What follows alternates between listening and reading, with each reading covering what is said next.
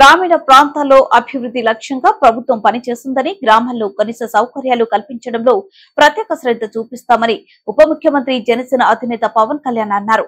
తాను తీసుకున్న శాఖ తాను ఇష్టంతో తీసుకున్నానని, గ్రామీణ ప్రాంతాల్లో నివసించే ప్రజల కష్టాలు తెలుసుకున్నానని, అందుకే ఈ శాఖ తీసుకున్నారని పవన్ కళ్యాణ్ అన్నారు. ఇప్పటికీ చాలా ప్రాంతాల్లో తాగడానికి మంచినీళ్లు కూడా లేవని తన పర్యటనలో అనేక మంది తన దృష్టికి తీసుకొచ్చారని పవన్ కళ్యాణ్ గుర్తు చేశారు. అరకుకి వెళ్తే అక్కడ ఒక గిరిజన మహిళ నాకు కనిపించింది.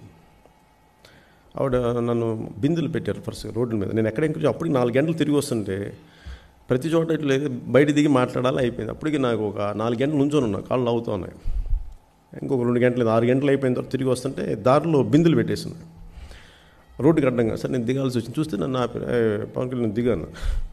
సరే ఏంటమ్మా అంటే నువ్వు ఇది అంటే వాళ్ళకి నన్ను చూడగానే వాళ్ళకి ఏమనిపిస్తుంది, మా ఇంట్లో ఈయన పిలిచి లాగితే అని చెప్తే వింటాడు అనుకుంటారు, తీసుకెళ్తారు. సరే రామ్మ అంటే ఏంటమ్మా అంటే మాకు నీళ్ళు సరిగ్గా రావట్లేదు, చూడు మేము ఎలాంటి నీళ్ళు తాగుతావు, నువ్వు రా అని చెప్పి. ఇల్లు ఎక్కడ అంటే అది ఊరు ఎక్కడ అంటే ఇదే అని చెప్పారు. మెయిన్ రోడ్లోంచి కొంచెం లోపలికి అన్నారు. చూస్తే తీసుకెళ్తే ఎదకమంటే అదే అని చెప్పి ఒక 10 అడుగులు అన్నారు.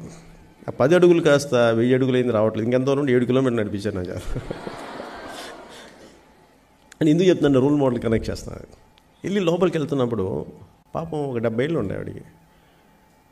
లోపలికి వెళ్తే ఊరంతా తిప్పారు. ఆ మట్టి ఎలా ఉందంటే జారిపోతుంది, ఎగుడు దిగుడు మధ్యలో జారిపోతుంటే నేను అన్నాను, నేను ఇంకా 2-3 సార్లు పడబోయా. ఏమ్మా మీరు పడరా అంటే ఇంకా వర్షం లేదు ఆ రోజున. ఎందుకు పడం బాబు, పడతాం అని చెప్పి మళ్ళీ నవ్వుకుంటాను. మళ్ళీ ఎందుకు తప్పదు కదా, మేము లేచి మళ్ళీ నడవాలని. అలా వెళ్ళి చూస్తే ఆ నీళ్లు అక్కడ ట్యాడ్పోల్స్ ఉన్నాయి, చిన్న చిన్న క్రిములు తిరుగుతూ ఉన్నాయి, కనిపిస్తున్నాయి పురుగులు. వాటిని వడకట్టుకొని తాగుతారు. ఇది మన నీళ్ళు అన్నారు. చిన్న ఇది మనం ఉన్న సమాజం, ఇది అక్కడ దూరంగా లేదు. ఆవిడేం అడిగింది తెలుసు, ఏం లేదు బాబు, కొంచెం నీళ్ళు కావాలి మాకు, మంచి నీళ్ళు ఇప్పించి బాబు, ఇంకేం వద్దు. అది కూడా ఇప్పుడు అడగలే, నువ్వు ఎప్పుడు గవర్నమెంట్ ఫామ్ చేశాక మా ఊరిని గుర్తుపెట్టుకు, అందుకు చెప్తున్నాను నీకు.